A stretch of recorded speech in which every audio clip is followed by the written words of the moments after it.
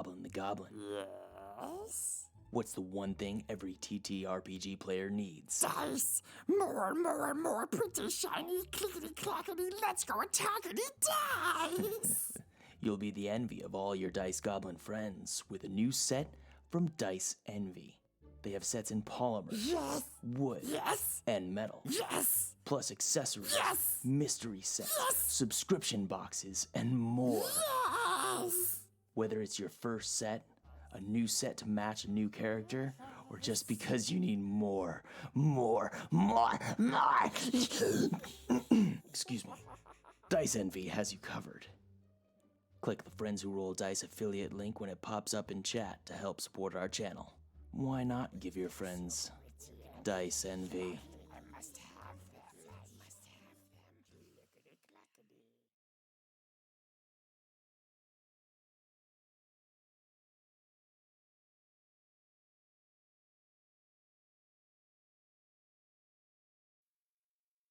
We're live. Hello, everyone. Welcome to another episode of The Mind and the Martyr. Hope you're doing okay, keeping well, all of that good stuff. We're here to play some TTRPGs and maybe roll some dice. Sometimes happens, sometimes doesn't. Before we go ahead and jump into the session, though, there are a few names that I gotta mention that help keep us going over here at Friends Who Roll Dice. One of those you would have already seen pass your screen there with Dice Envy. The link should be in the chat in just a moment. It is an affiliate link, so go through there, pick yourself up some wonderful dice. You'll be helping them out, and you'll be helping us out too. We also have the wonderful folks at Grinding Coffee, which is a Black LGBT plus owned coffee company that does a whole bunch of different flavors, blends, and packages that you can go ahead and pick up at their website, also Grinding Coffee Co. You can also grab a sample pack if you wish, which is a little mix of everything in case you can't quite decide what you are after, or just want to go ahead and try out a bit of a mix of flavors. You can throw in FWRD in the checkout for some money off your order. Again, you'll be helping an independent business out, you'll be helping us out, and you'll be getting some awesome coffee. So it is a win-win all around. We are also a Roll20 ambassador stream. Roll20 is an online toolset that brings pen and paper RPGs online and worldwide. It is one of the reasons that we can play in the first place, being in many different time zones. You can go ahead and check them out at roll20.net. You can set up for free, both GMs and players, and get started straight away, or you can go ahead and purchase a PO package? PO package. There's an R in there somewhere. Pro package. You're British, it's fine. What's that supposed to mean? Wow. You can go ahead and pick up a Pro package with a whole bunch of bonus features and perks to elevate your play up to that next level and to give your players a hell of a surprise when they walk in and see like actual battle effects across the screen. Yeah, so go ahead and check them out at roll20.net. This is how we roll. Wonderful stuff. And with that, let's go ahead and jump into the session tonight here. So, because my eye is watering, and I definitely need to clear it, who wants to go ahead and recap the session? Jack Rand. Alice. They weren't here. Don't be mean. That's the joke. Okay, hang on. I did watch it earlier, but I'm having trouble remembering. We are on a boat.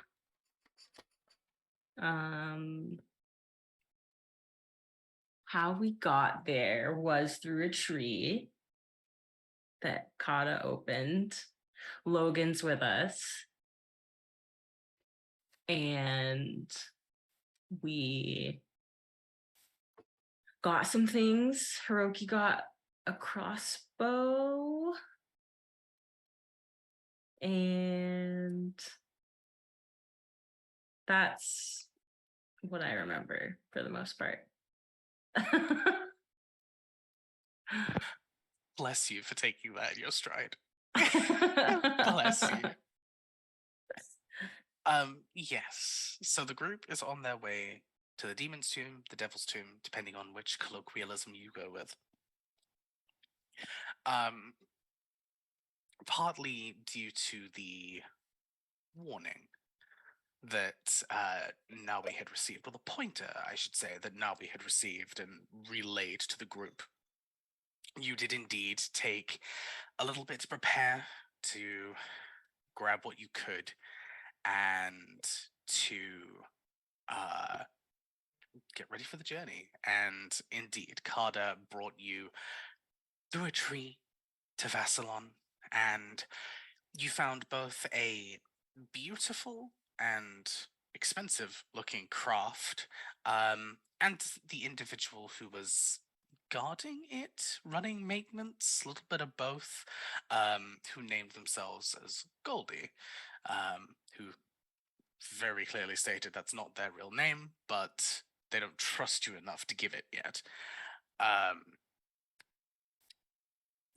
And then, yeah, you had went ahead, jumped on the boat, spent a bit on the actual journey itself before Mara decided to reach out to their patron, Sanctuary, and had decided that if things were going to get more serious and more was going to happen and things were going to get more dangerous, that Sanctuary and the rest of the party should be openly aware of each other. Sanctuary agreed, and the group gathered in the bottom of the vessel, and the illustrious figure of the prismatic entity known as Sanctuary found form in the bottom of the ship. And that's when Hiroki had realized that they recognized the image of this figure before. And that's where we're jumping back into the session here. Hiroki, you've seen this description before, this silhouette. Not in person, not physically in your space, but you remember old drawings, old stories, the history of the place that you once lived for quite some time doesn't really have extensive written history. It's very much a community where things are passed through drawings, through speech, through people passing on thoughts and feelings and history and story all through word. But there's a few images that carry through generation to generation. And one of them is this creature. You know that they are tied to an old, almost a bedtime story of sorts. These old protective creatures, protective spirits that once looked after even the more celestial creatures now and then. Not actively, like sticking with them 24/7, but keeping an eye, offering advice, offering assistance in the early days of these celestials being on Vega and existing in this area. And then one day they just vanished. No one could contact them, no spells could get through. Just nothing, as if they never existed in the first place. And over many, many, many, many years, a lot of the world simply forgot about them, but these older entities, ones that have seen entire lifetimes pass them by, still have a memory of these creatures. And it pops up to you that this is indeed one of those beings, one of these protective guardians of sorts that has popped up often in your people's history. Do they have a name that I would know about? The Celestials never really got a name out of them. They very much couldn't communicate in the same way as other creatures that your people would have encountered. Would have been more acts and drawings and things like that rather than direct language.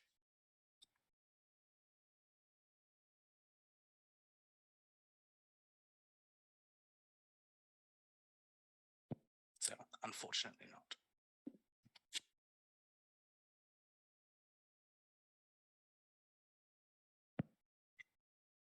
As the prismatic silhouette fully takes form in one of the seats just off to the side, the almost gelatinous head takes a moment to scan itself across all of you. Is a short, polite little head nod. Looks over towards Mara. Mara would say, "Sanctuary, this is my family." And then she would go through and introduce everyone, including Logan, who's part of the family, whether he likes it or not. Logan in the back, hesitantly, just like, Oh, Logan.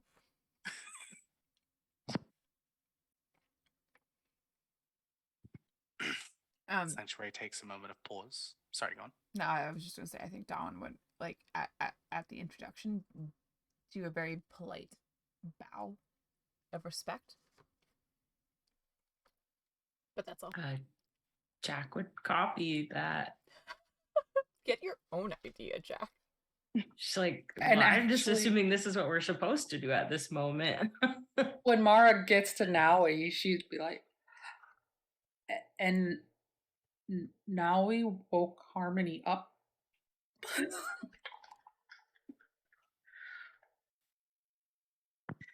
This time it's Hiroki's turn to kind of break protocol a bit.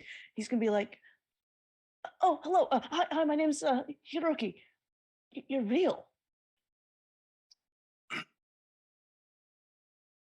I almost wasn't, but thanks to the efforts of your companions here, we seem to have found ourselves a little more full of life than we were expecting.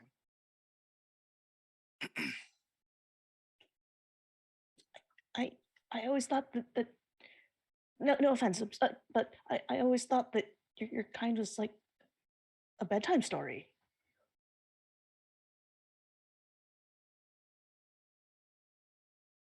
Sanctuary didn't pauses know for a that- moment.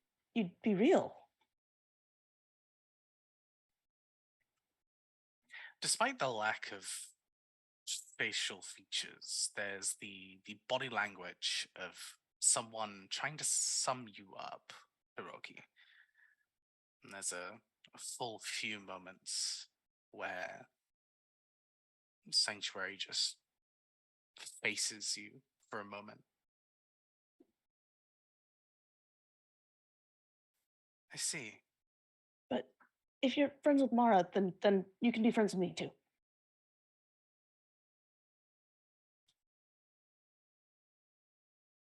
Interesting. We should perhaps chat later. I'd like that.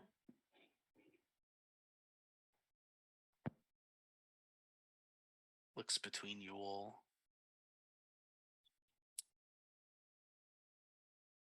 A family of incredibly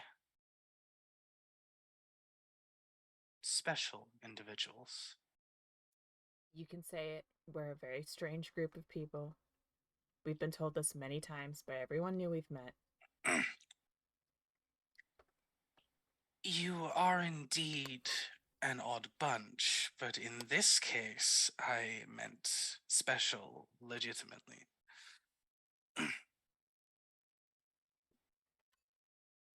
you've all been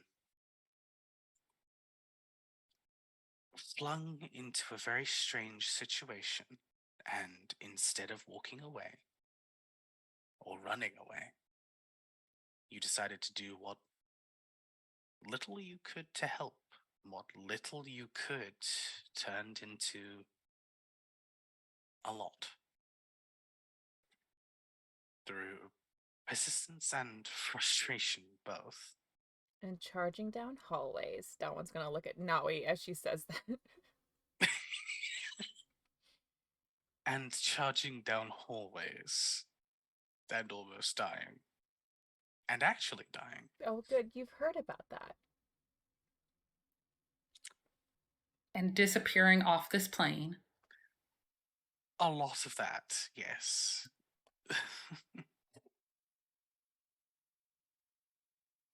So, since we last spoke, we found out some things. So, the Lunaceritas are working with the Ravathun because the Ravathun promised them that they would put the moons back together so that their goddess would have her full powers. There's at least one Lunaceritas who's against this idea because we're not quite sure why, but she does not believe in a Ravathun putting the goddess back together.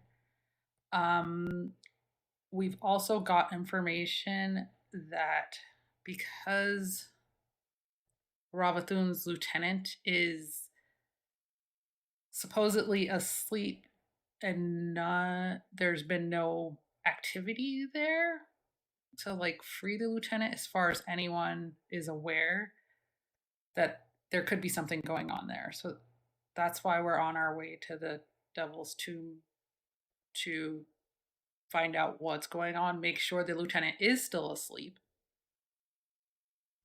If they are not still asleep, I have no idea what we're going to do. Because the being is not something that can die because it's just made of energy.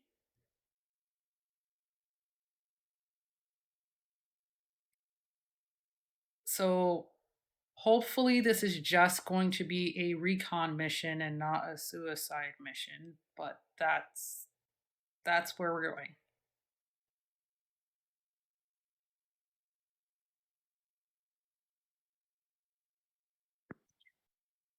Right. I've been looking into matters of your history, things that we have been, for the most part, dormant for. I haven't found anything concrete yet. I'm still a good few thousand years behind, I think, but I am slowly making progress.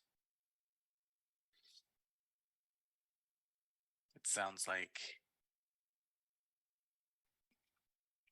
whatever this thing is powerful and It took disconcerting. over 1,000 very powerful magic users to stop them the first time. And they are all asleep at the same place that this being is. And I'm not sure if them being asleep is what's keeping. Do we know if them being asleep is what's keeping it in place, or they just sleep because they got drained of everything?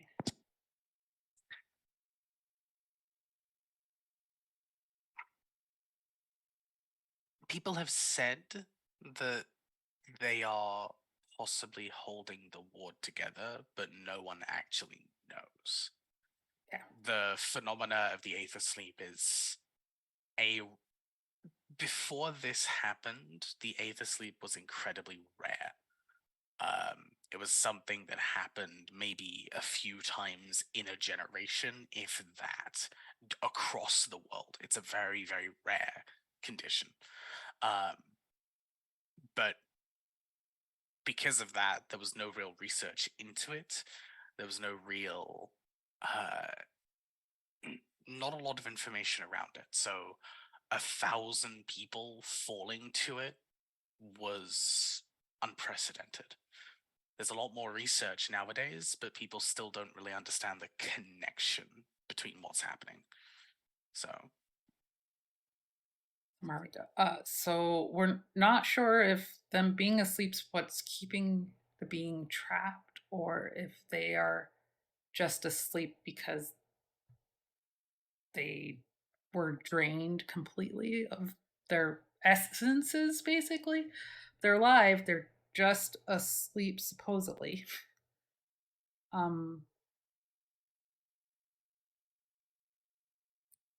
So that's all we know in particular. Queen Elwyn was there. If you need more direct information than what you can gather through watching,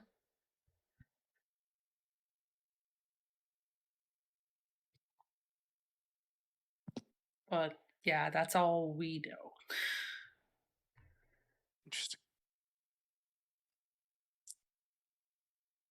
I will keep catching up to the best of my ability. I might be able to help with that. Nawi, can you do your mind meld with other people?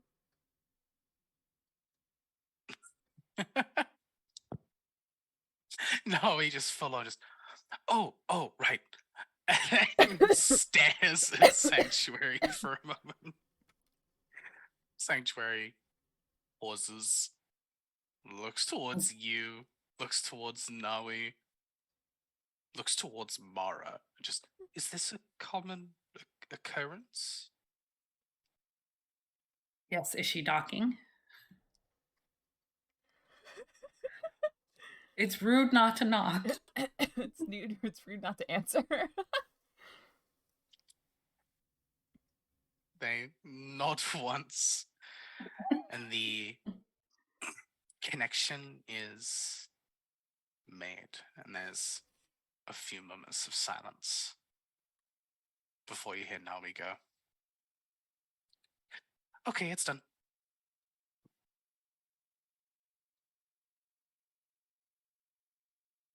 Did you As info dump on Sanctuary?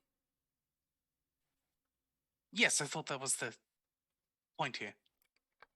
I mean, yeah, yes, your information. I also did just spend a couple hours in a library, researching this entire history. You hear a knock on your mental door. I fling my mental door open and then just shove mental books at Nawi. It's just, My mind is a literal endless I thought it was labyrinth Sanctuary of knocking. books. it's like it's like a student that's been awake for like 72 hours and just take this. Take it. Fling open the library doors and I'm like, here's all of my homework. I'm turning it all in. You can, yes, you can very much, slowly but surely. I say slowly but surely, not in the slightest. Get all the information to Sanctuary and pass on everything that you have learned, both in your own personal experience, just to corroborate the story, and also the research that you had been jumping into. Sanctuary will nod. I see. More answers, more questions. That's always helpful. Speaking of questions, so I have a few questions. You may know the answers, you may not. if we find it necessary that we have to awaken the sleepers, do you think the Rejuvi smoothie can do it?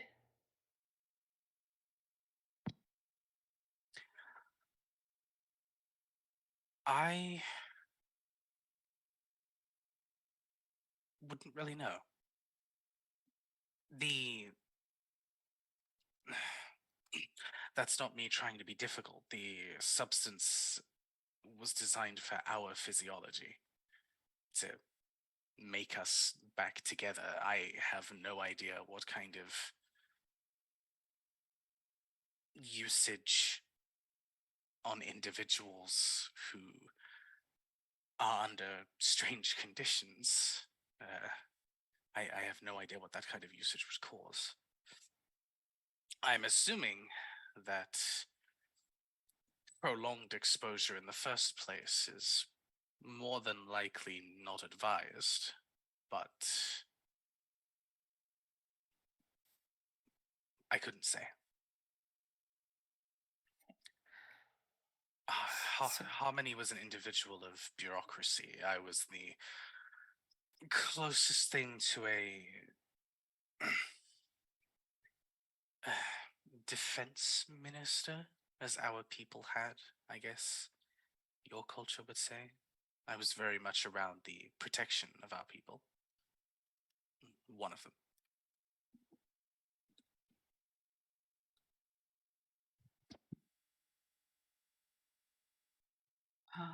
What was her other question? Hold on. Oh, I know you don't travel by them, but are you aware of any teleportation circles that are around? I learned a new song.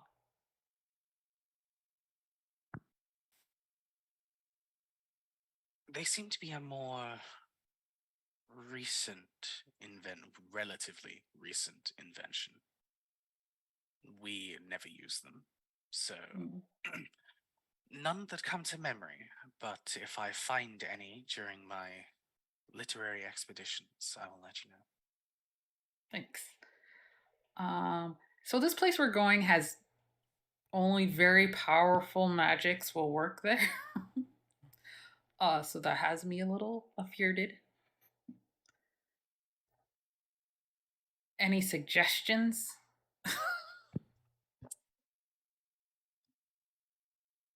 Duck, I know. Other than the don't perish?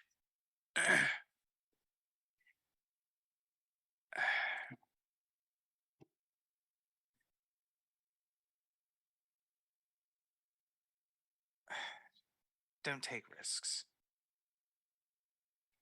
If there is a moment where you feel like you are overwhelmed, retreating and solving things another day is better than perishing and never getting the chance, especially perishing in a place that is well known for making sure that people stay unconscious. The tomb has seen, by the looks of things, far, far, far too much bloodshed.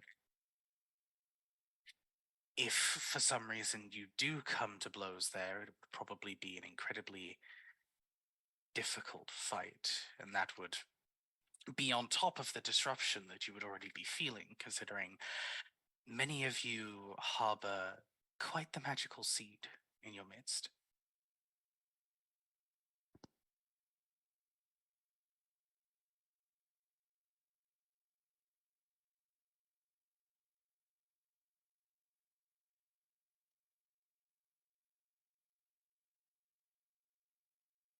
Sound advice.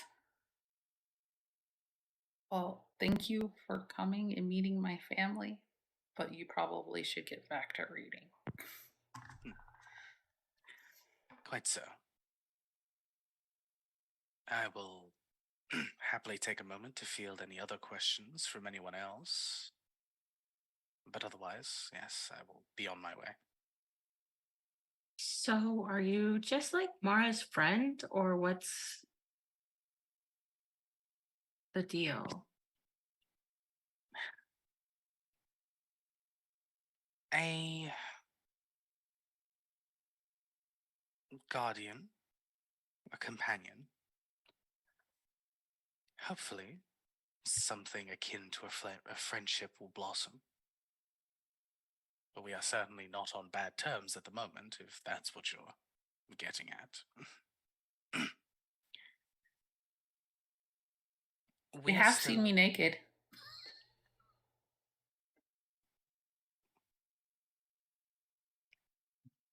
There's I believe that is a strange thing to slow say. turn from Dawan, and I feel like a fast turn from Naui. And they've seen me as a baby. And they've been in my mind. Hmm.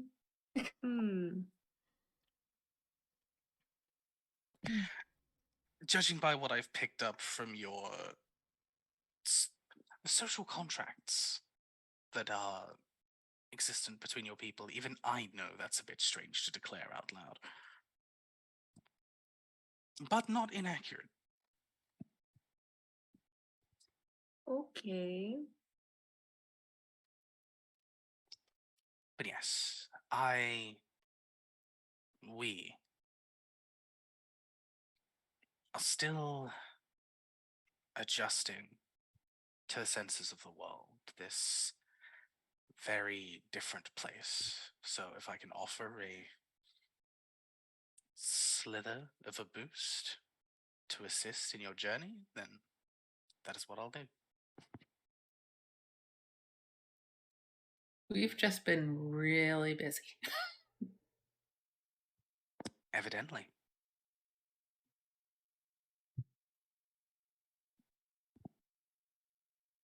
It's a good thing, though. You're making progress, making changes. Hope so. The one thing I can confirm before I leave, simply because it was a part of our history as well as yours, before or even our time,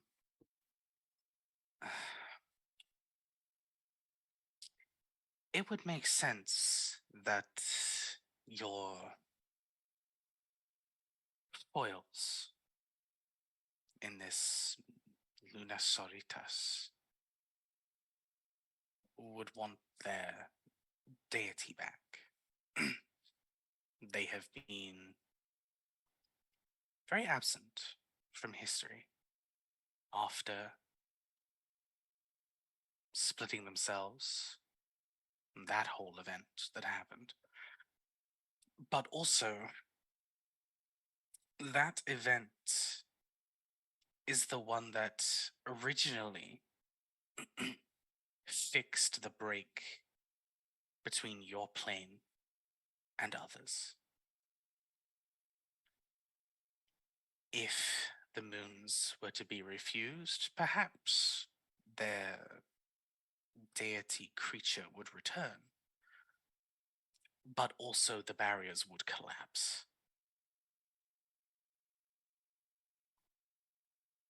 It's a win-win situation for this Aravathan.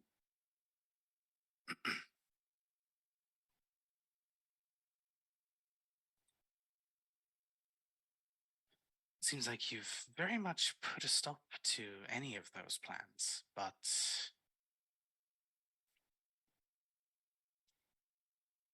this being is good at manipulating people. It's good at promises and platitudes and aiming to get under your skin and to get to the truth of the matter, to pull out your innermost feelings, positive or negative, to use to its advantage.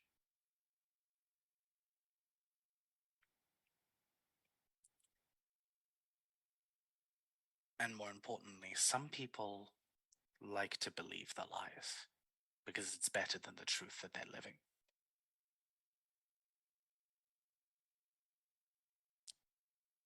Sometimes that's just the way of things.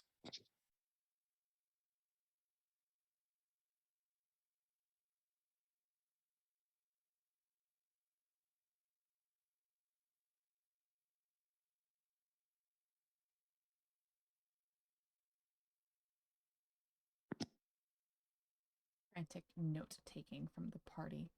Mm-hmm. Is there anything else I can help with? Jacaranda, are you sure you don't have one more question for Harmony?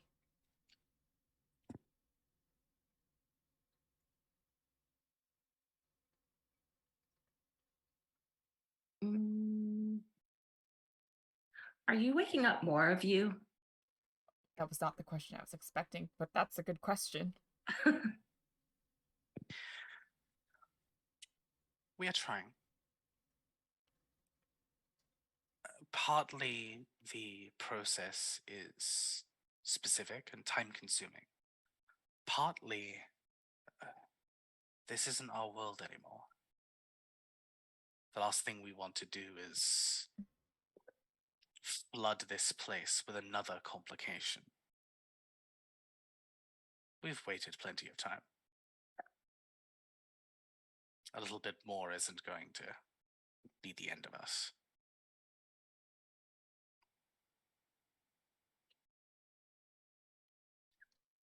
Well, I think that's all I have. I don't know if you have more questions. I have a question for you on behalf of our story gatherer. What makes you feel alive?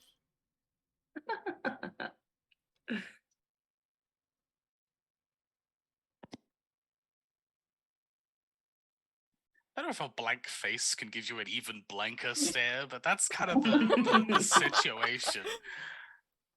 Starts T-posing. That is an interesting philosophical conundrum. Feel like it's only fitting, seeing as, you were once in hibernation. A husk. Not. I mean, the sleepers could be very similar, and maybe we can help them by knowing how you felt and how you feel.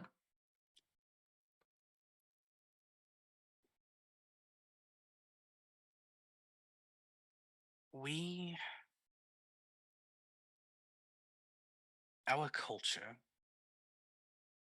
we grow and we learn and we gather many different experiences across many different fields. We pick up whatever we're interested in at any time. We're very flippant individuals as we grow up. We flit from one thought to another thought, but eventually we settle on something that had a meaning to us, a feeling, a thought, a push. When we fully flesh that out, we take a name and we dedicate ourselves to it.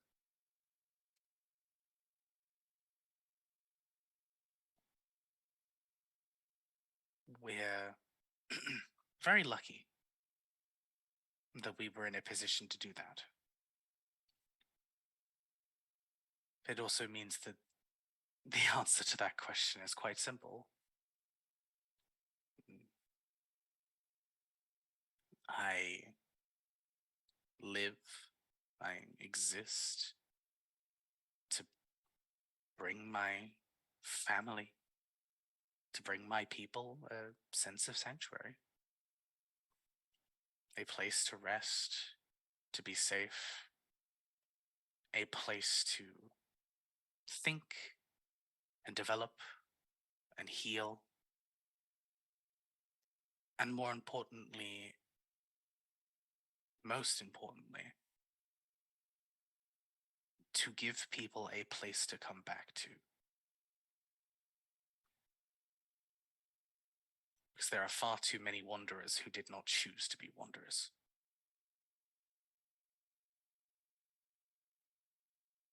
I think that you were a good choice in being woken up second, then, for all of your people, because now you can create that sanctuary for when they come back.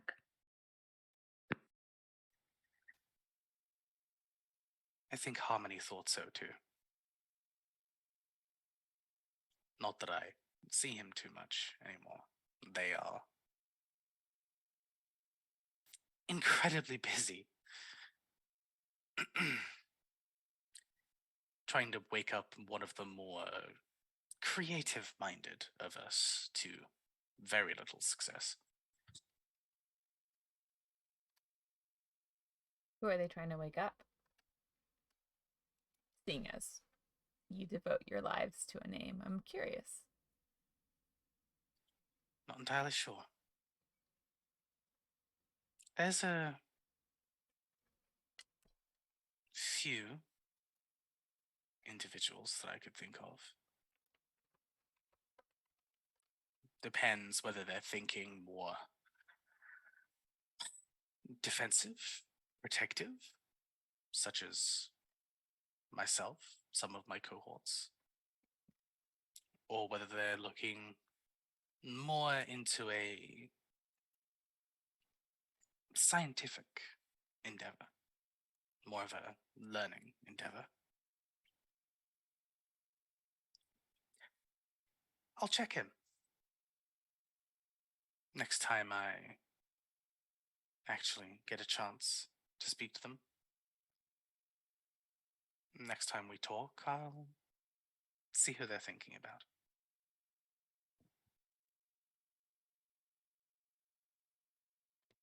I do have one last question for you. Based on what you told me about Aravathun and your peoples, is there any way for me to shield your influence and magics so that he doesn't realize you're back?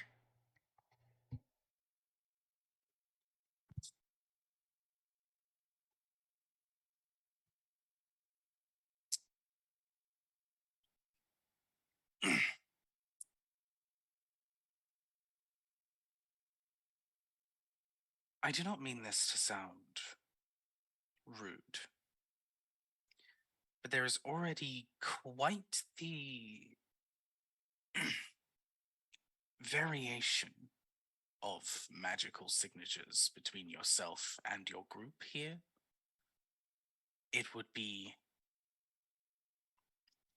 very easy for me to fly under the radar with the Good. motley mix of wonderful but strange individuals who are here. That's a relief, because as much as you're a being of protection, so am I, and I would hate to bring trouble to you and yours.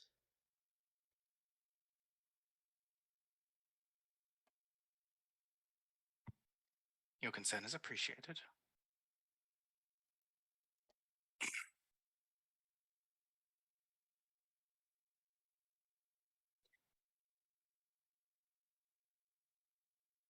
Sanctuary stands,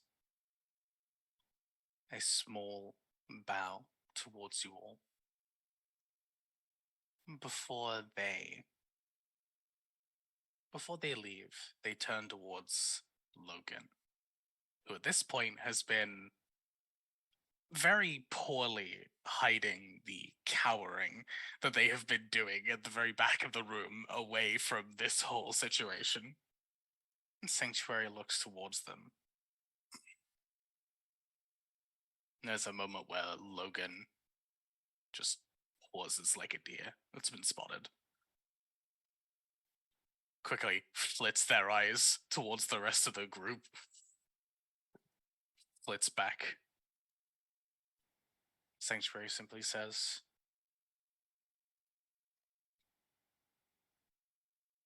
You needn't be worried.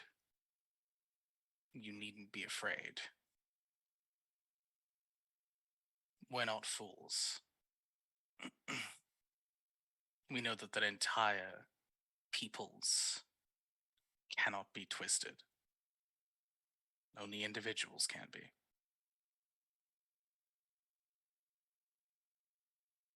We know it wasn't your fault.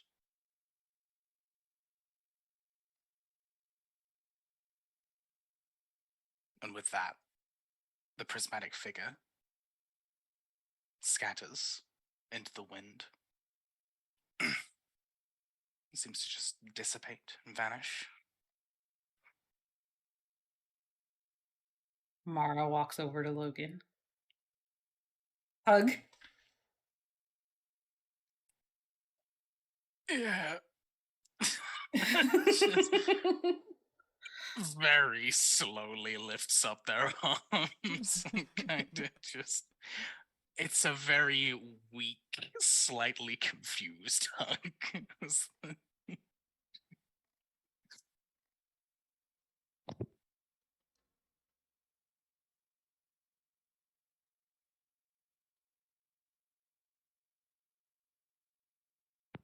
That was So, Logan, Mm-hmm.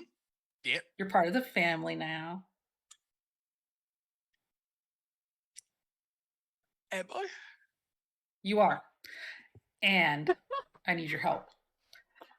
So, we fought this thing that entered my mind. I need help shoring up those defenses without the ring on, especially since the place we're going, this may not work. Okay. Yeah. No, that's something we can work on. It's probably going to take longer than like a week. We can start. That's a process. Yeah. No, Yes. that's something we can do. All right. Okay. Don't worry, we got you. We'll protect you, no matter what.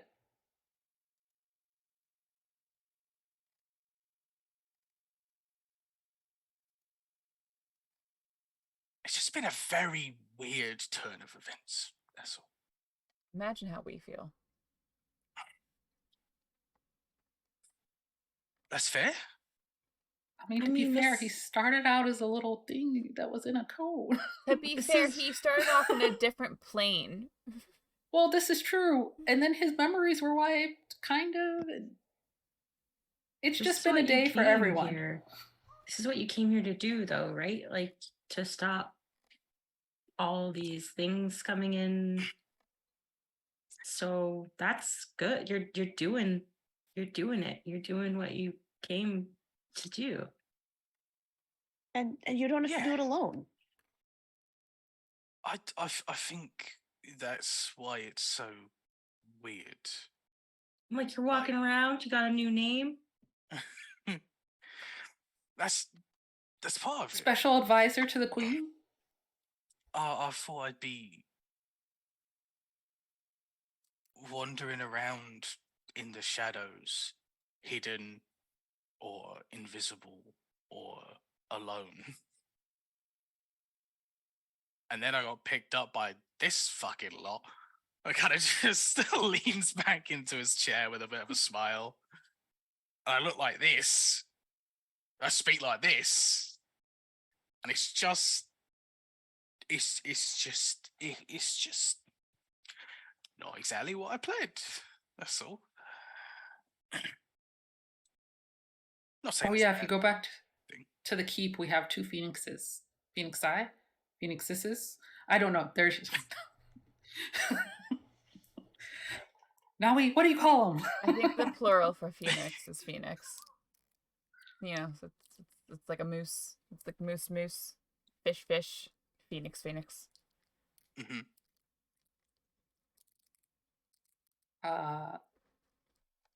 One is really zippy, and the other one's pretty chill.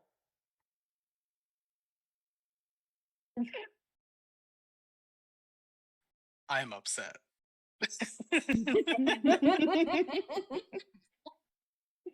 I should have expected this, and yet here I am.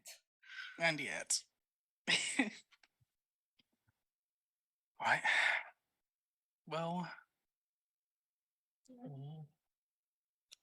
I'm not good at this, but this is nice. That's it. That's all I got. I'm gonna go get some air. He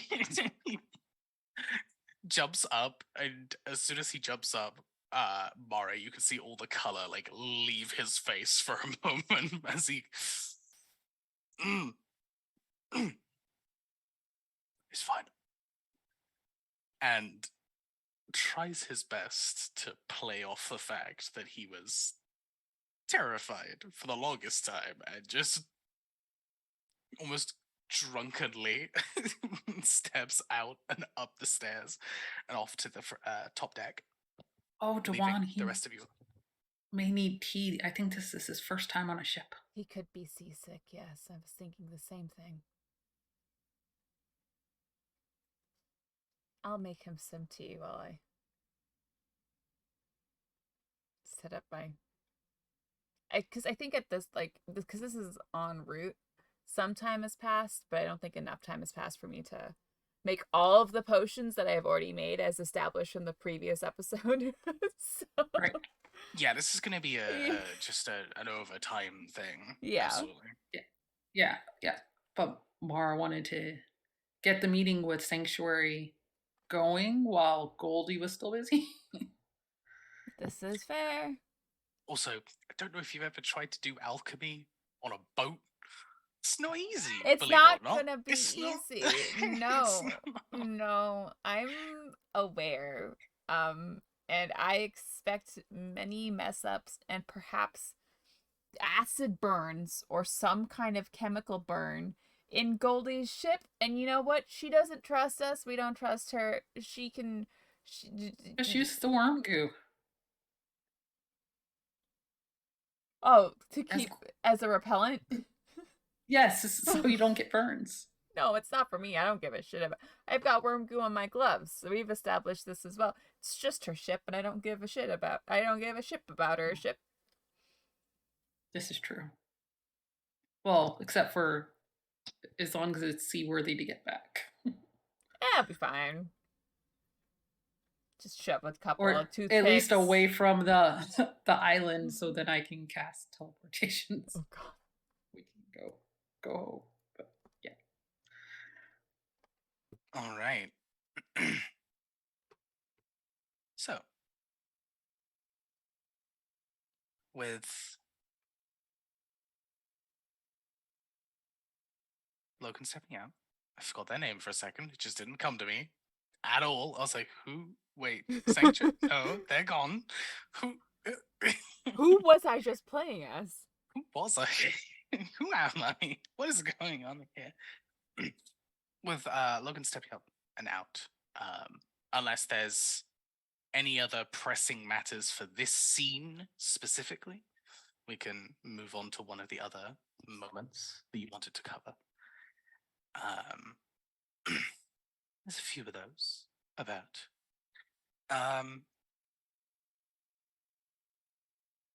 Jack, there's something that you wanted to go ahead and do. So yeah, I would want to do commune. Let me find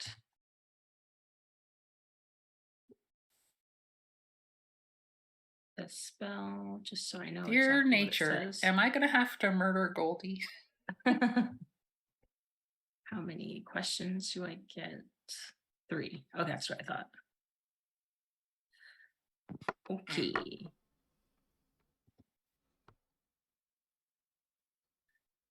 So yeah, I will do commune, and the first question is, can we trust Goldie? Yes. Second, are we heading to the right place?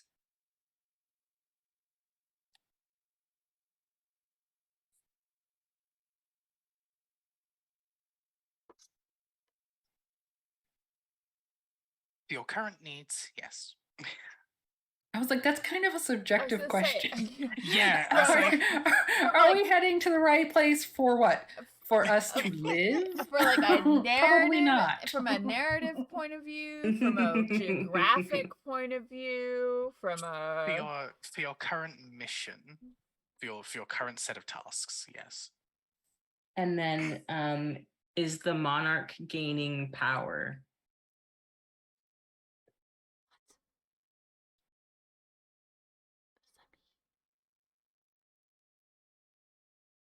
There are giant Yes. butterflies somewhere I don't know about.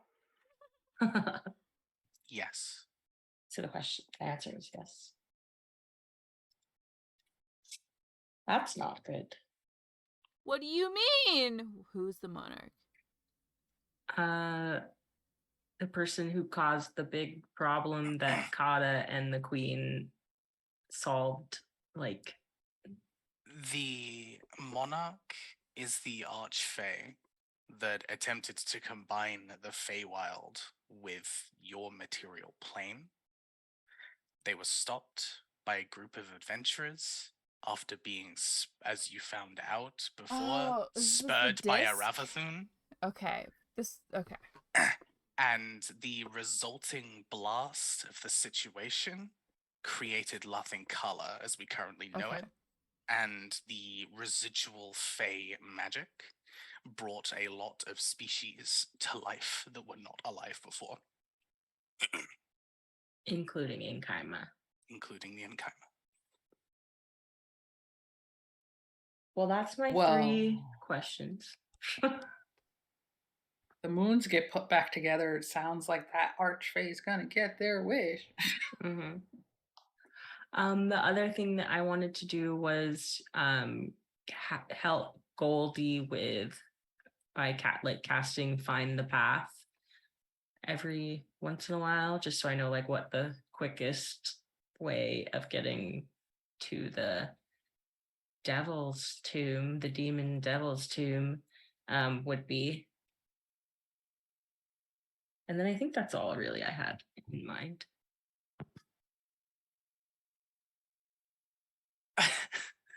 The first time you do it, I think Goldie gives you a bit of a look. It's like, out of all the magical abilities that I expected you to have access to, signposting was not one of them. But I appreciate it regardless. It's nice. I mean, I know where we're going, but it's nice to have confirmation, and it's nice to have a little bit of company. Also, you remind me of the sun, and I like the sun, so I think we're gonna get along. It's probably a good job there's not 3 of me, to be honest. But the compliment is appreciated regardless. What would be bad about being 3 of you? Perhaps in, this setting, it's fine since, I'm busy, I'm doing something. But social situations, most people can't stand me. So there being 3 of me would just kind of be a bit of a social nightmare. Had they told you why they don't like being around you? I'm an asshole. Have you tried not being an asshole?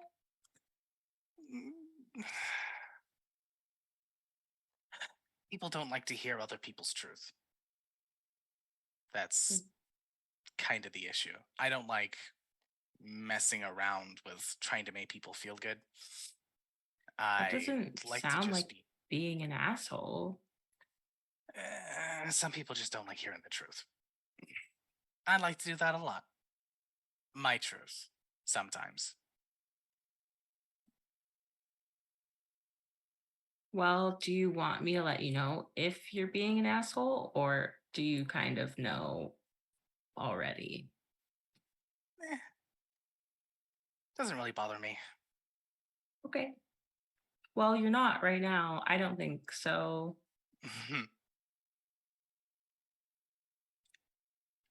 That's progress. That's something. I'm trying to be on my best behavior. Well, when you're not, let me know.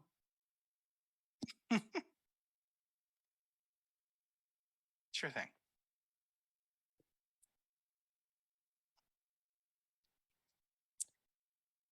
You're a really odd bunch.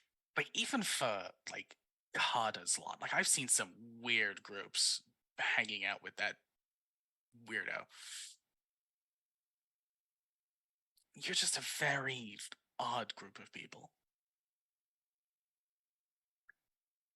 I wouldn't really know. They're like the only people I really know, so they're just normal to me.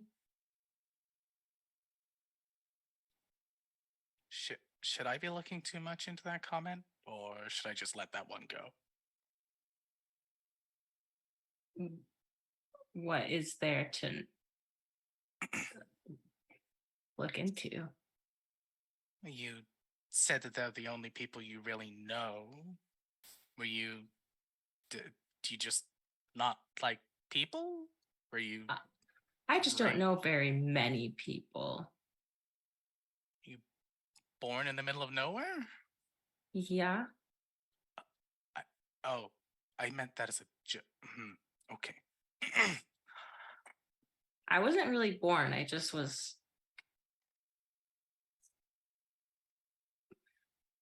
awake, alive. I just was. So, and yeah, in the middle of nowhere, just trees. There were some animals too and stuff. That's interesting. Existentially terrifying, but interesting. Make do. Seem to have gotten far enough by yourself. Some of it by myself, and then a lot of it with all of them.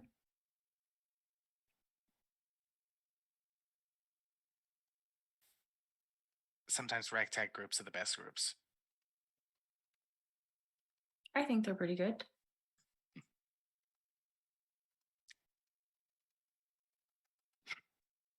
I mean, you seem pretty alone. Are you alone a lot, or do you know a lot of people? Because you felt like it was weird. I didn't know people, but you're like just alone on a ship. I hung out with the group for a while. It didn't really stick. The asshole thing. Partly. But also just a difference in goal, I guess. It's a lot of people who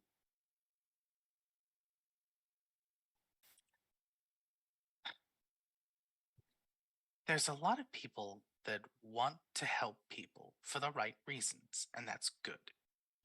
But there's also a lot of people that help people purely because they think they're going to get something out of it, which is fine in a way. But it also means that sometimes people don't do as much good as they could do because someone else is paying them more.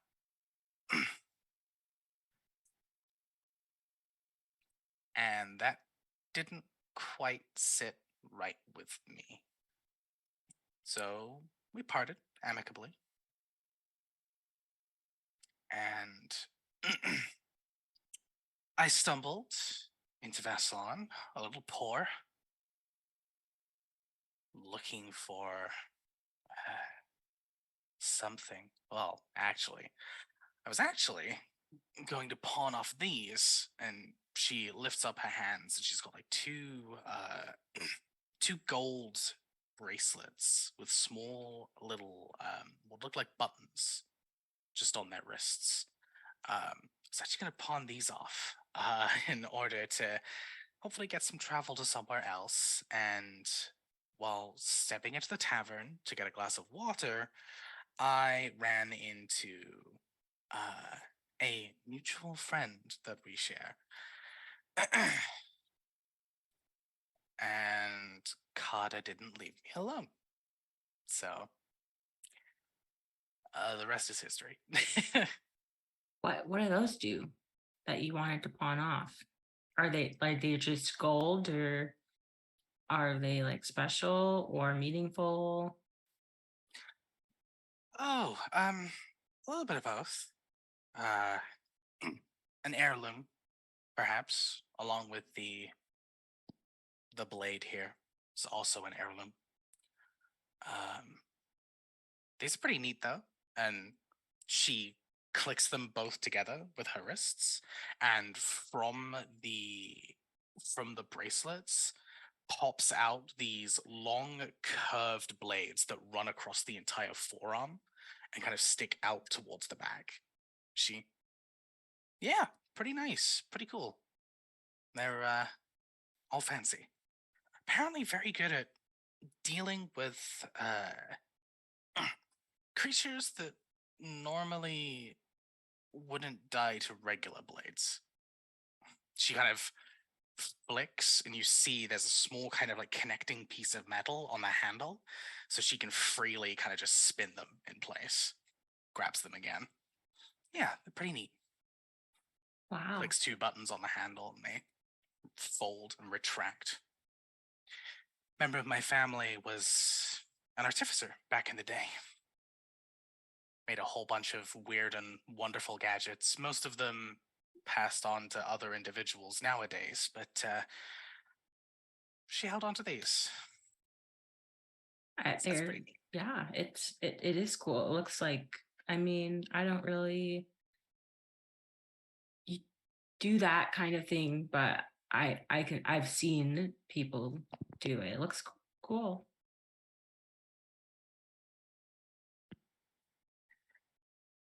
Thanks. And you said the blade is also the heirloom? Yeah, these are grandma's, great grandma's grandfather's. And I've that's it. never actually used it. It's pretty much stayed in the sheath the entire time. Oh, It's a bit heavy, but I've been told that it's a pretty good blade, so I've held on to it, kept it safe. cool. Well, I'll just keep pointing you in the direction I think we should go. Sounds good. They indeed make some small minor adjustments as you continue along your journey. As we step away from that scene, Hiroki, you had something that you wanted to go ahead and cover as the journey continued. Yeah. I feel like we've been on the ocean water for 3 or 4 days now or so, and Hiroki's decided that he wants to try fishing.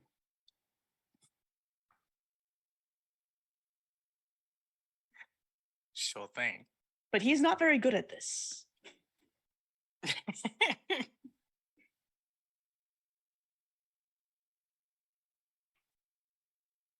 There's a little bit of fishing equipment on the boat itself.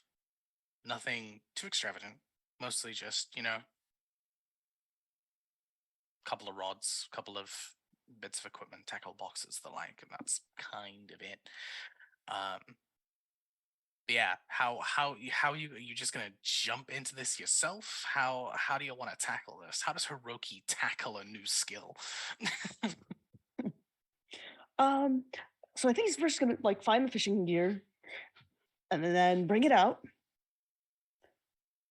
And I feel like at this point, this might be where he's like, okay, how do I tie this hook onto the this fishing line? Because every time I try to tie it, the hook keeps falling off. And I'm starting to get tangled in this fishing line. This is a problem. Who is that aimed at? Sorry. I don't think it's aimed at anyone, except he's slowly starting to get more and more tangled. So I think he's either going to find either Naui or Goldie, and see which one of them is most likely to be able to help. Because both of them have, know things about ropes and dealing with objects and fishing, or at least Hiroki thinks Naui knows something about fishing. She knows something about hunting. Maybe that's related to fishing. I don't know. I'm not exactly sure. I've never done either. Just have this image of you being like, help. Just fully tied up in this bloody. Amazing. No, I have not yet put the hook in my thumb. Almost, but I've not yet done that. But I am like kind of tangled up with the fishing line. I do think it is probably Naui who stumbles over and will go ahead and help you out. I don't want to cover that too much without Austin being here, because I want to give them a chance for you and Hiroki to have a proper chat. But that is certainly something that can happen across the next few hours and remaining days as well, if Hiroki would like to continue practicing.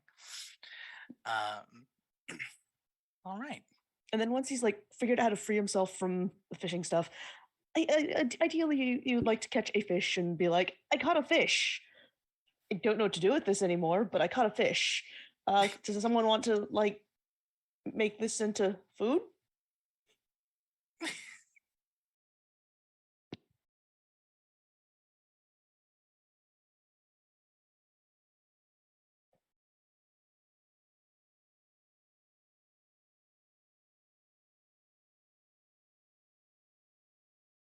I mean, I could throw it back, but I feel it feels kind of mean.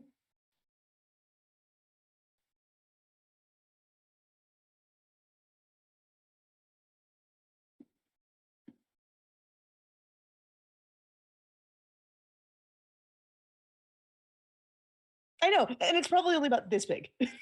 It's not a very big fish.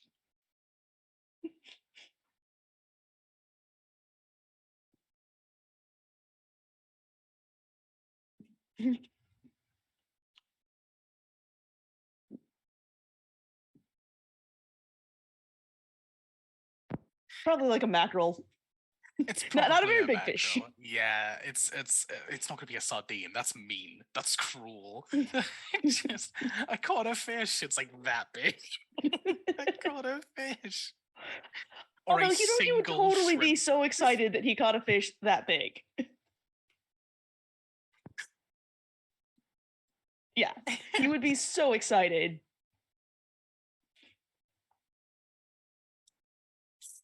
Yeah, it's probably mackerel sized, realistically.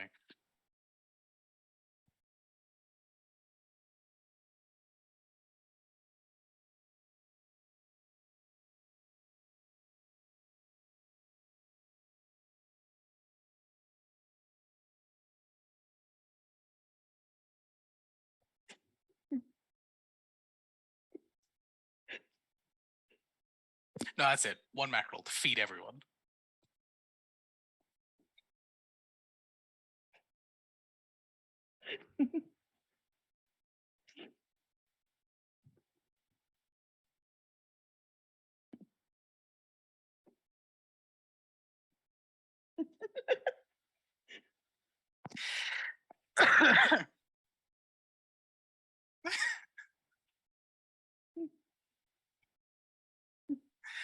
It's like, I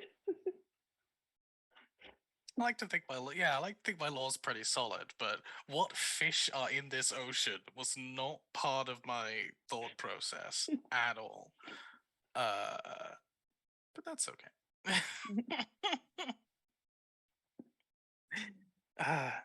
This week on Deadliest Catch, Vaker Edition.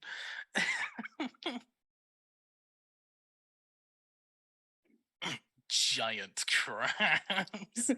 Just a huge kaiju crab out of the ocean. Okay. I mean, the giant turtles in this part of the ocean. True. that we messed last time. Very true. Very true. So, the rest of your journey continues, thankfully, without a hitch. There is indeed some rain and slightly more turbulent waters, but nothing disastrous. If anything, Every night, Mara checks in with Lupa and says she's still okay. aw,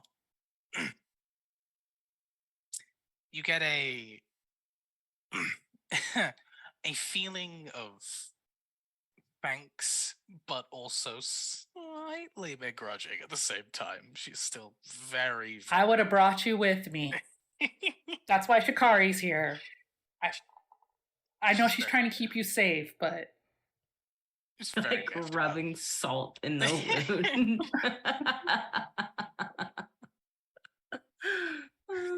I'm sorry, we brought our other dog, but you're gonna have to stay. No, I understand Noe's hesitations, though. Yeah, the magic thing could Yeah. be really bad. Alrighty. A few more days pass as you are traveling on this vessel. There's one night where there's a strange gap of coldness. Bearing in mind you're still very much in the middle of summer at this point. There's one night where everything turns very cold, almost like a winter's night. It's a very strange fluctuation.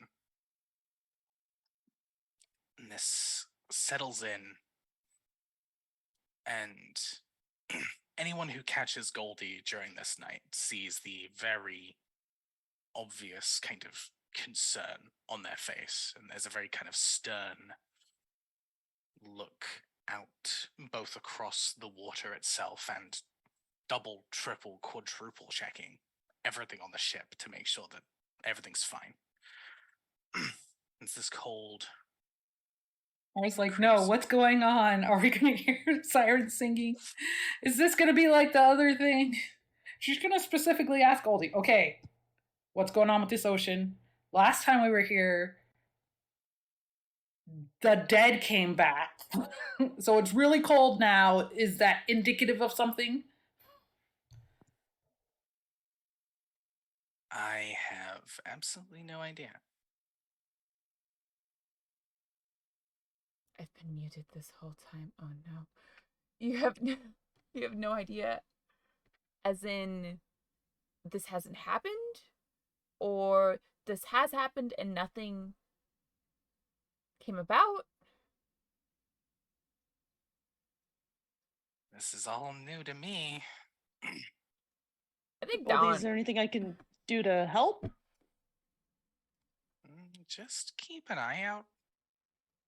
I don't know. Weird shit happens all the time, but this kind of has my backup. Duan, can you cast that spell that Jacaranda used to be able to cast, where it makes the boat like safe? Which It takes a while. I feel like actually I probably would have done that. Like I feel like that's like my boat.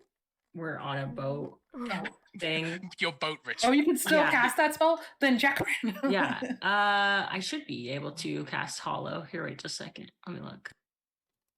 I feel like, yeah, Jacaranda's doing this, and that one is just like, are we cursed? Should we never go on a boat? Is this a bad idea? And then she's gonna glance at Naui, because this was specially requested from Austin, and she's in a swimsuit. Naui, it's cold. Why are you wearing a swimsuit right now? We might be fighting. You said you weren't gonna jump into the water again.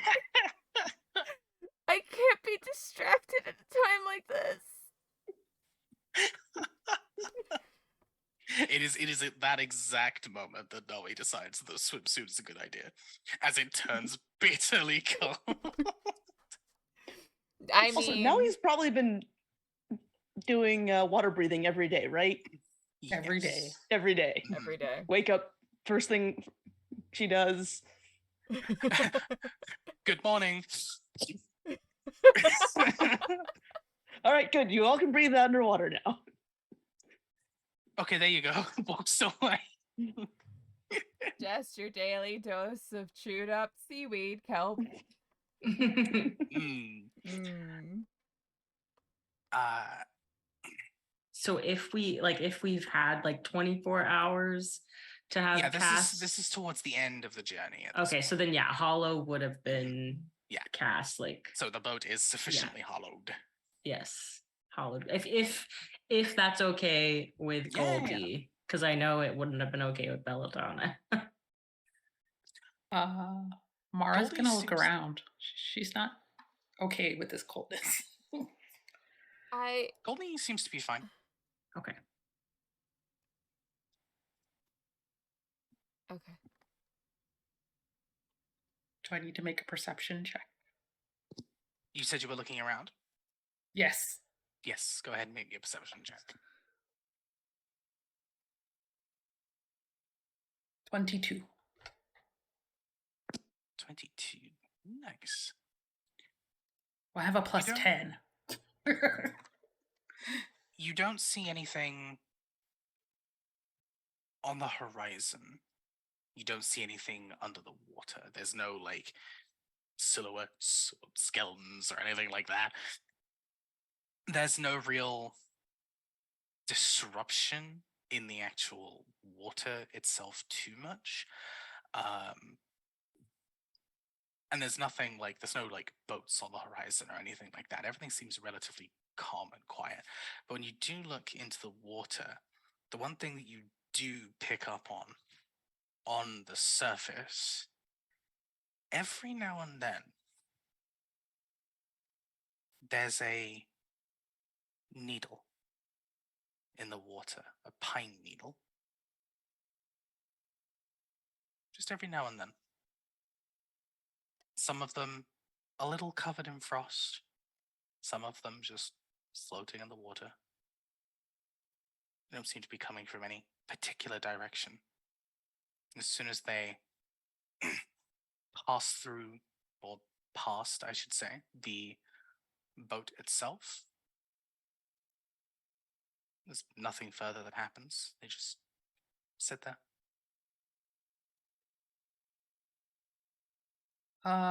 Anyone able to allow me to see invisible things?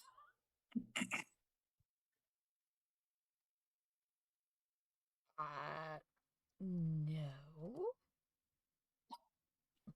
Okay. But I can make you able to see really well.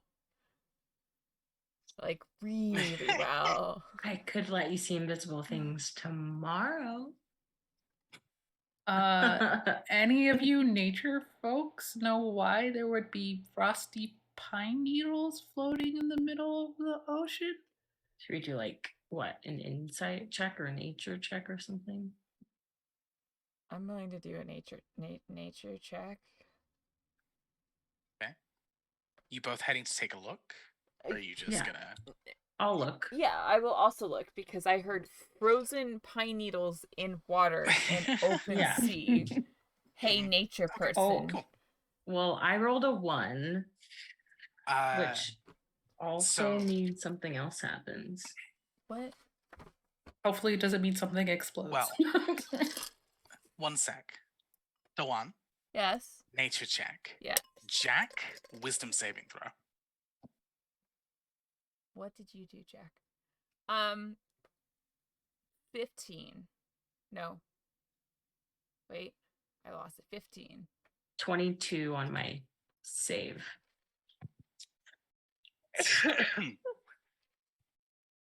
Good roll.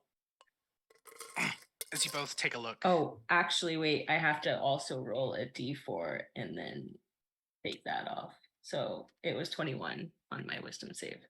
Still good. So yeah, both looking into the water. Dewan, you don't notice anything particularly out of the ordinary, which is almost a bit stranger. There's just these pines. As you continue along for a little while, there's a slight mixture of kind of small evergreen twigs, branches that also seem to be floating in the water. As you look over to the rest of your party, you can see across Jacaranda's shoulders is this thin layer of ice that is beginning to not quickly spread, but it's beginning to amass across their shoulders. Jack, you look over and you don't see water at all. You see this long, sprawling landscape of wintry leaves, twigs, and general winter forest debris in this landscape across, covered in ice and snow. You feel a coldness begin to overtake you before, thankfully, having both the practice and the fortitude to shake off the negative parts of the effect. You still feel something trying to reach out. You watch as the twigs and the snow begin to break away. They begin to be separated as there's small mounds growing from the snow itself. And as they pierce through, you can see a huge, sprawling bramble of thorns begin to break its way through the horizon. And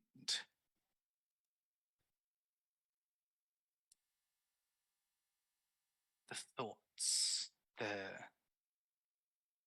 memories, the dreams that you have picked up, scattered across your journey, across your existence, really. Though they've been silent for a while, you hear them beginning to speak again.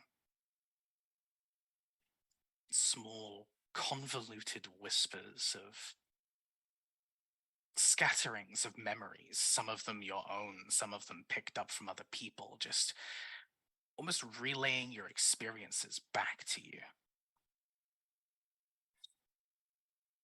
Thankfully, you are very much clear of mind during this process. You can sort through what you know is your own memory, what you know is others, and ones that you don't think you've experienced, at least not the way that the voices in your mind are saying. As those giggly, playful whispers break away, you hear a long, dramatic inhale from seemingly nowhere before a voice in your mind says, "They'll come back to me."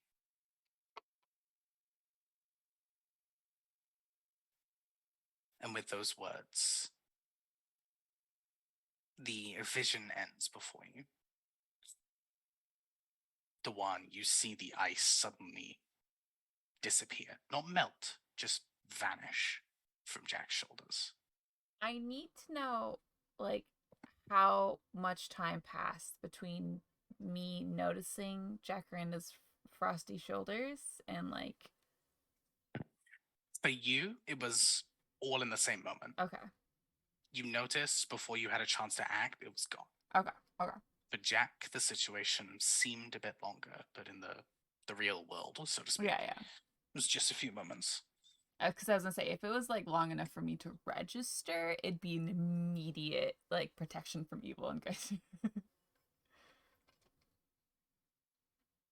But if it was not blink and I miss it, but blink, comprehend and it's gone, then I think I would just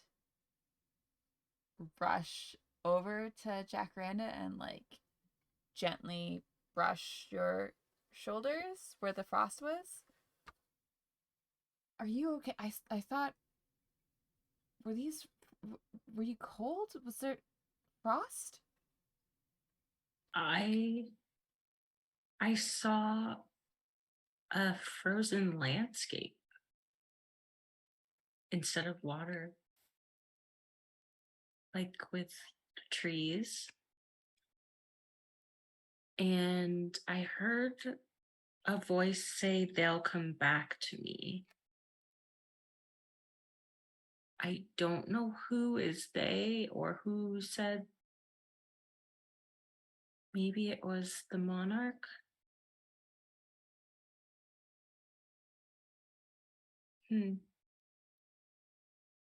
I can try to commune maybe tomorrow.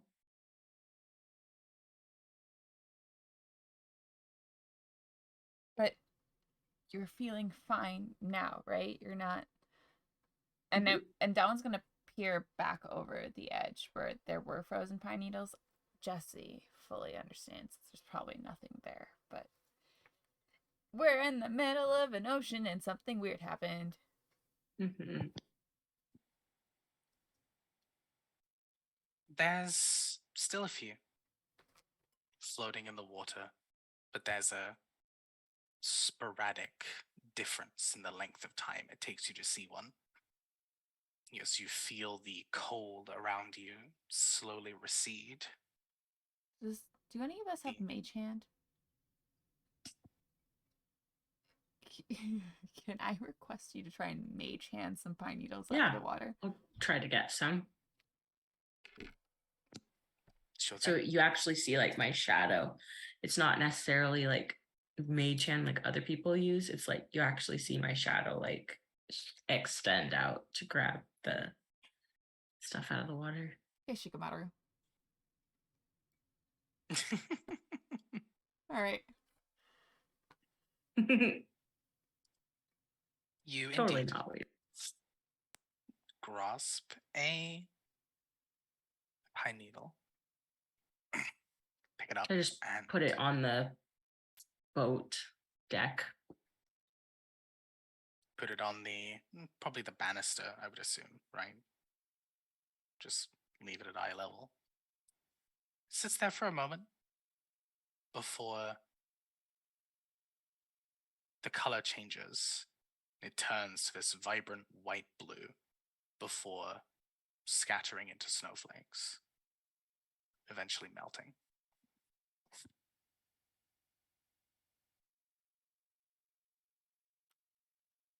That's not what pine needles do.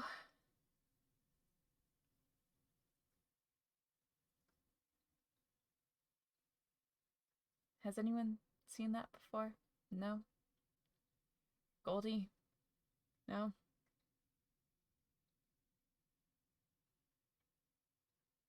Has Mara read anything like that before? You can roll a history check if you'd like. I would also like to roll a history check. 23. Oh god, I gotta roll a history check.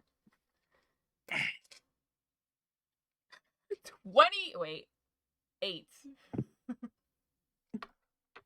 28 or just 8? 28. Sorry, Okay, cool. I was like, you were like 20? I had to make sure which one 8. was the plus 10 and which one was the plus 12, because then it could have been 28 or 30. Seems like some face shit. There's no specific anything that comes to mind from this specific imagery.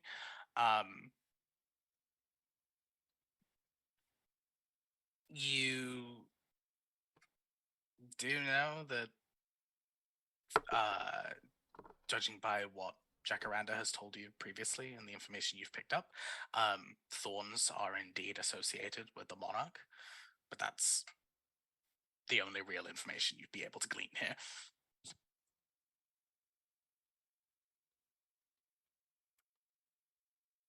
I think we both look at each other, right?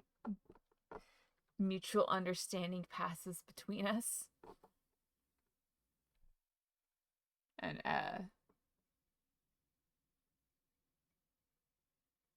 in the group chat, I think Dawn would say to the group without Goldie there, I know we're going to be really careful going forward, but we really need to look out for each other.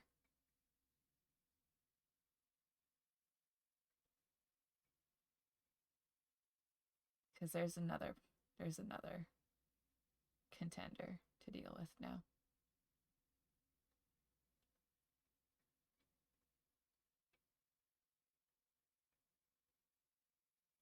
And I think they just made themselves known.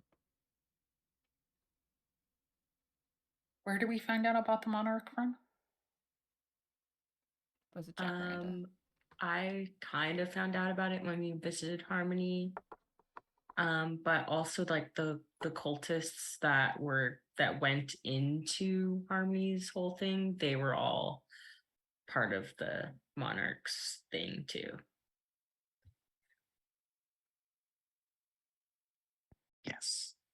The Like Cult of the with the Thorn. Hydra thing. Yeah. The Cult of the Thorned Crown were the ones who gained entry into the Illumin's home. They are very much also involved with the situation. Harmony did indeed show a connection to the monarch with the situation going on, and you had also found out during your research into Aravathun that not only was this a pawn for Aravathun, but the monarch was also a pawn for Aravathun.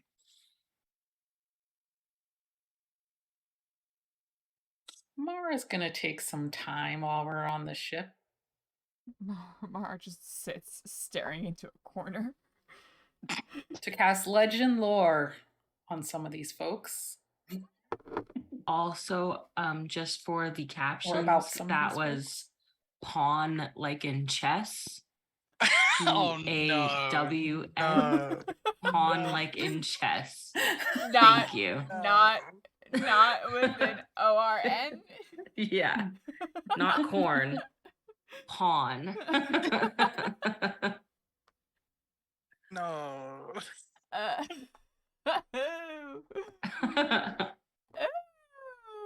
Oh boy. I mean, I'm not here to shame anyone, but also, yes. Pawn as in chess. Yes. Nope, it didn't. Yeah, it's just we've specified. A pawn. Anyway. Not a pawn, but yeah, thanks. But she's gonna start with the monarch. It's because I'm British, isn't it? It is. Yeah. You know, it's those Oh. R's that you don't have. Wow. Okay. So legend lore is what you want to cast, right? Okay. So you're starting with the monarch? Mm-hmm. Yes, indeed. So the monarch is indeed one of the more powerful archfey of the Feylands. They are more outwardly abrasive than tricksy. There's not been many interactions with the monarch directly, and those that have been negative, rather than the usual kind of frolicery. There we go. Indeed, what you have learned so far is true.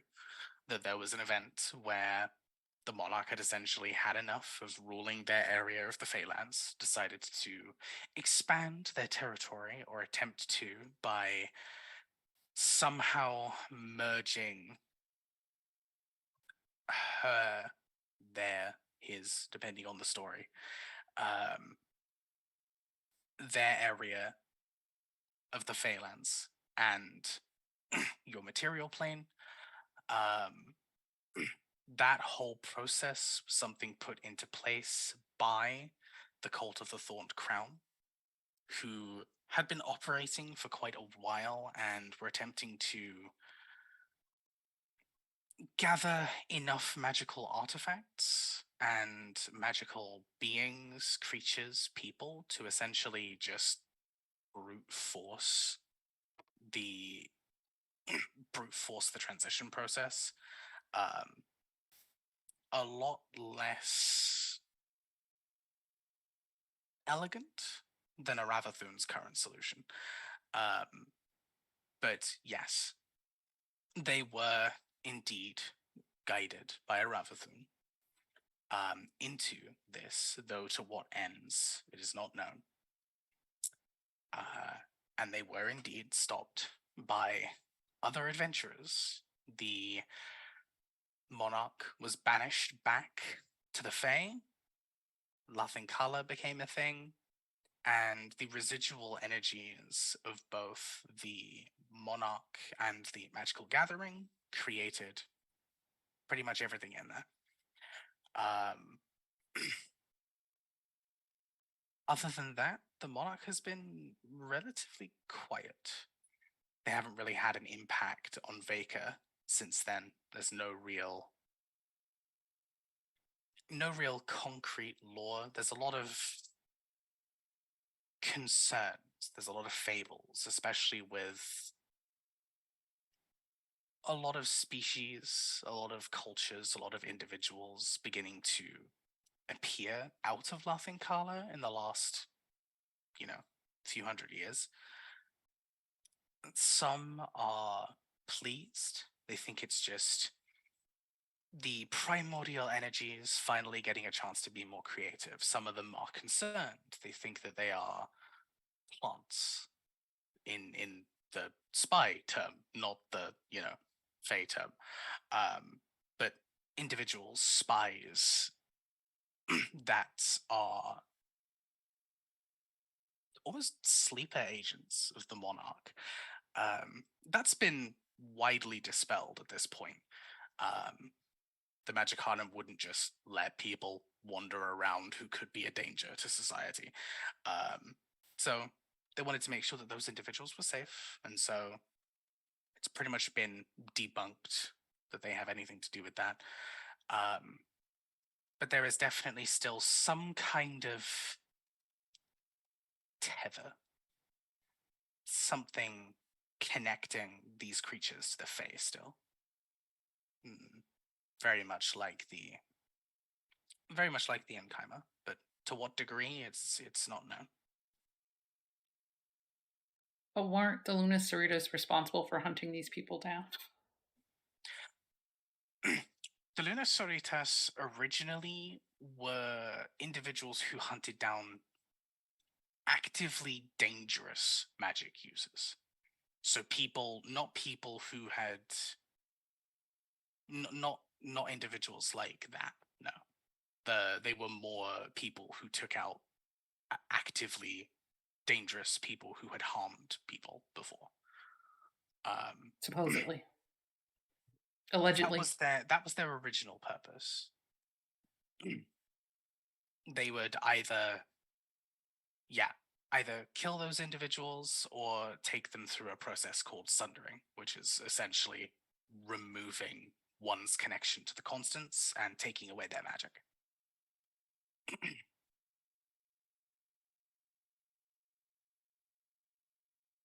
they were not involved with any of that. That was more of the research divisions of Magic Arcanum. That's relatively common knowledge. You wouldn't need any checks for that.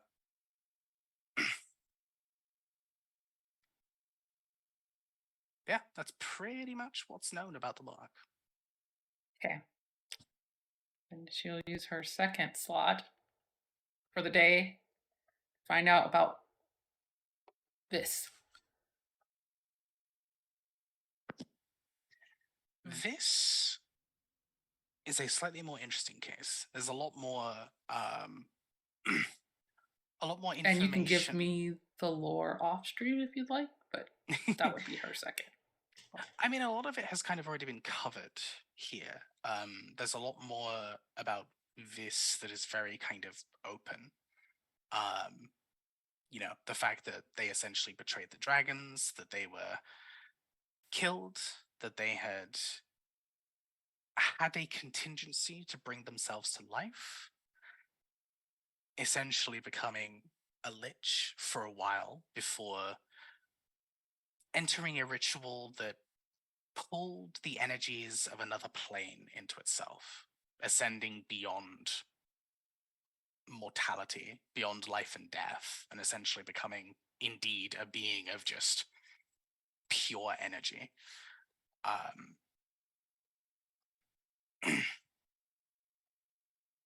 They have the only real parts that you wouldn't already have from that story would be the fact that they indeed became a lich. They are a powerful spellcaster as well as a combat fighter. That indeed they were directly swayed by a Ravathun to entreat with these energies from another plane in order to power itself up, and essentially that it believed this whole deal, so to speak, was that because they were created by the ones who stood before, because they were created by the most powerful beings on this plane, they felt like they were the ones who should be in charge. And this wasn't a fact that was shared with any other dragons or Draconis, any of the other races and species that fell under that banner. They were very much a very angry outlier. And Aravathun had used that to his advantage.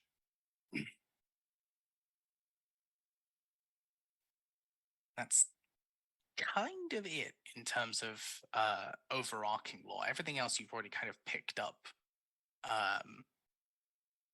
If there's any specifics, we can go ahead and kind of touch on those elsewhere. But that's the general gist.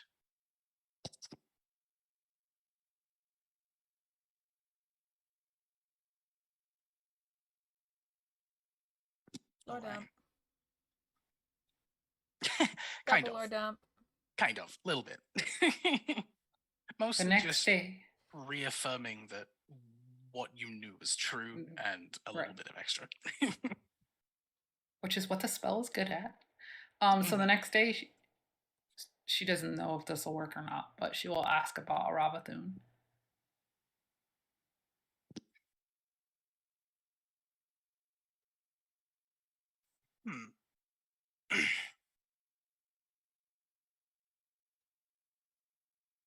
I mean, she figures there's got to be some lore from this plane, but most of the lore is probably from its native plane. But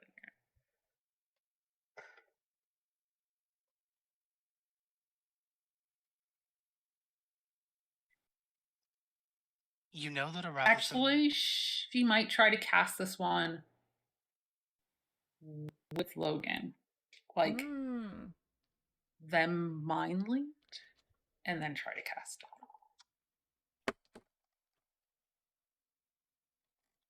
You know that Aravathun led a rogue faction against the ones that stood before, the Illumin.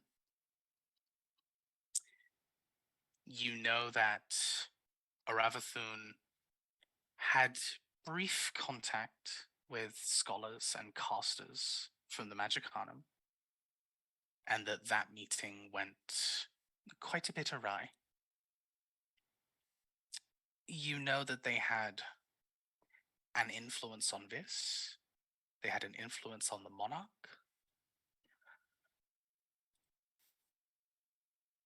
And everything else seems blank. Not blocked, blank.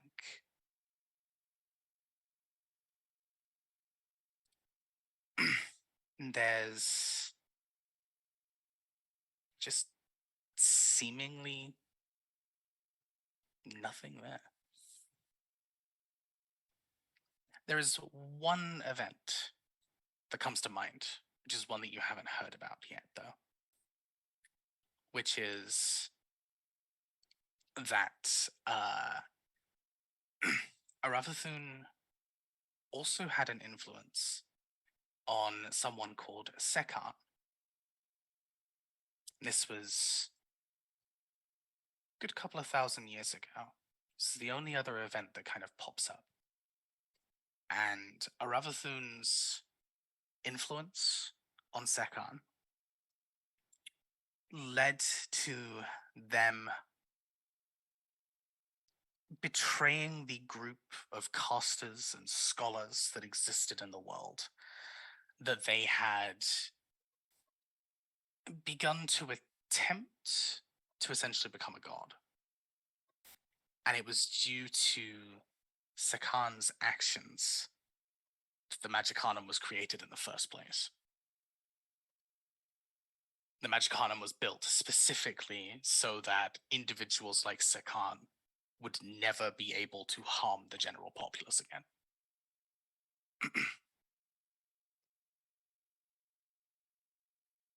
That is the only other piece that would come up.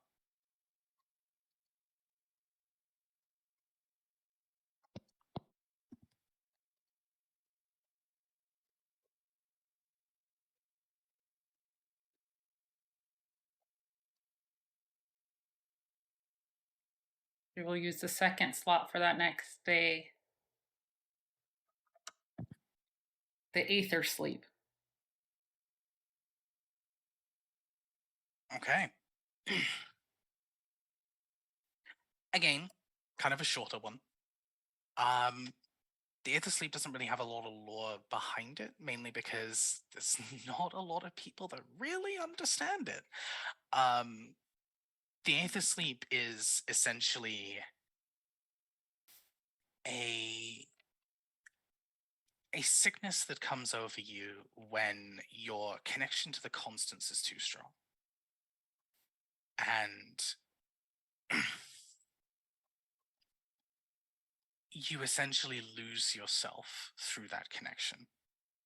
There's a moment where your usage of magic passes the point that you are, I guess, spiritually, although that's not quite the right word, but spiritually able to take.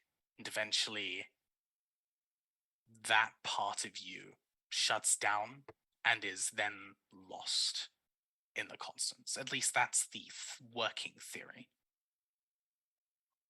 You can manipulate and take and borrow from the constants as much as you wish for your magic, but if you eventually push too far, it will take something back. And that's kind of the working theory behind the Aether Sleep. These people who are lost, their consciousness stays in that limbo.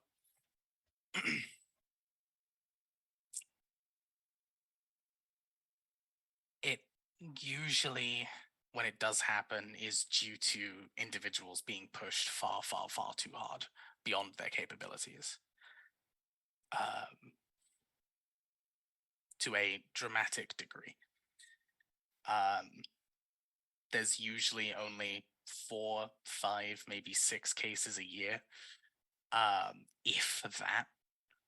So the mass event during this sealing is the only mass event of its kind. And again, that's kind of it. It's kind of a short one. It still was a lot of information that we didn't have.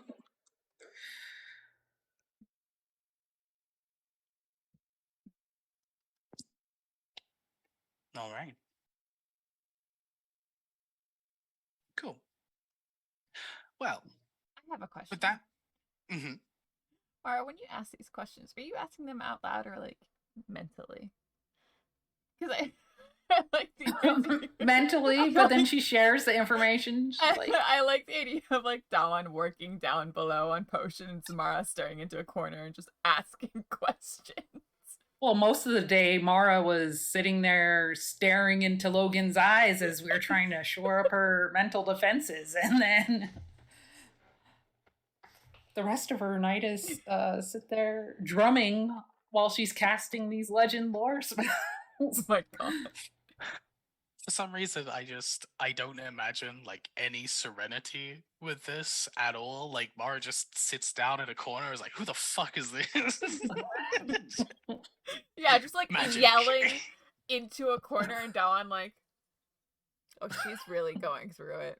Like as she's stirring a pot. That's just the image that comes to mind for Yeah. some reason. And I feel like at this point, Hiroki's top deck, possibly with Goldie being like, okay, so bowline is rabbit goes down the hole, around the tree, and out the hole and back, right? Oh, you're muted. That's close enough. You're probably gonna want to put that a little further down the. Just like making small adjustments. There you go. You're fine. No worries. Give it another go. Okay.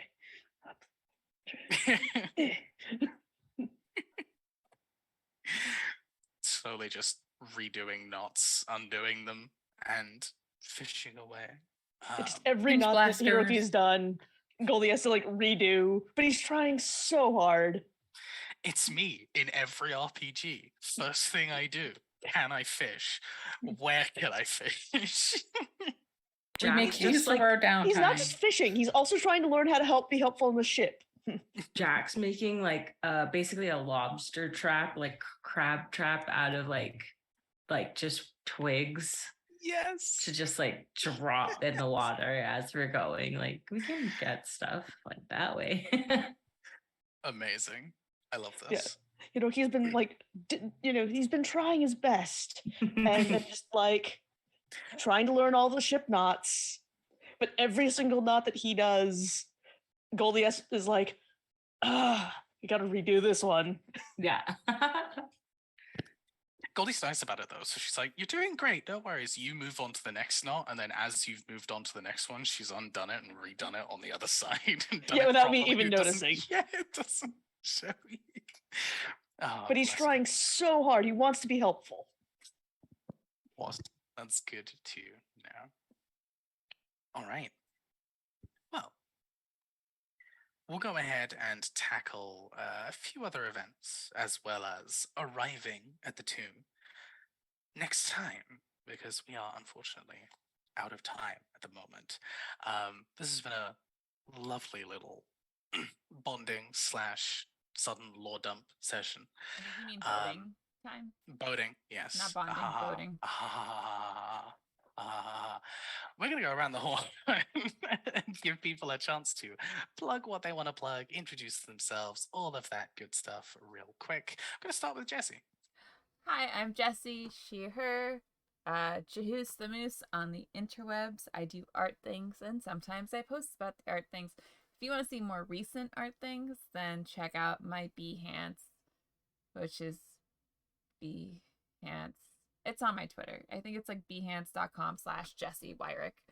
But I know that there's a link of it on my Twitter. And also of my Instagram and all that jazz.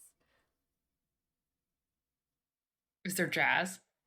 No, no. Oh, I was in Here's strings. all of that jazz. I was in strings. I did classical music. And then my strings teacher was like, "You got to make a choice: art or music or viola." And I went, "Easy." Clearly, I chose not the viola.